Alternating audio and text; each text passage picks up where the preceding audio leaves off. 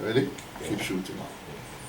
When I look at the photograph, I noticed there was a picture of the Honorable Marcus Mosiah Garvey and Amy Jakes Garvey, who Big Stone considered the first man and the first woman of the universe, of the planet Earth, the first lady and the first gentleman. And when this email came to me about 3 or 4 days before Dr. Garvey went to the UK, I read it because I've never seen it before. I've never read this particular phrase of Marcus Garvey before because there's so many. And it shows a picture also to the far left of my big brother, Dr. Julius Garvey, and Constant Garvey. And it read in part that says, for a Negro man to marry someone who does not look like his mother or is not a member of his race is to insult his mother, nature, and God, who made his father. Seems pretty clear cut. But if you look at the era and the time span in which the Honorable Marcus Mosiah Garvey said those words and makes those decree, which nothing is etched in stone. Only thing that is etched in stone are words that are inscribed by the Almighty God.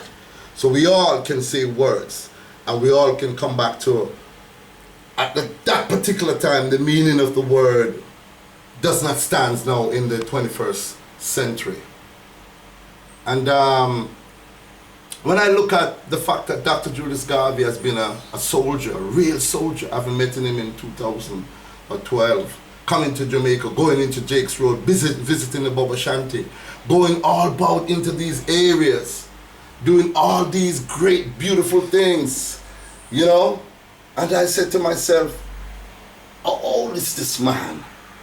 At that time when he came to Jamaica, he was 79 years old. Dr. Julius Garvey celebrated his 80th birthday in Jamaica.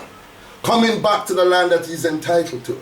Coming back to his people because he's the rightful heir to the throne. After all, you can never change the name Garvey.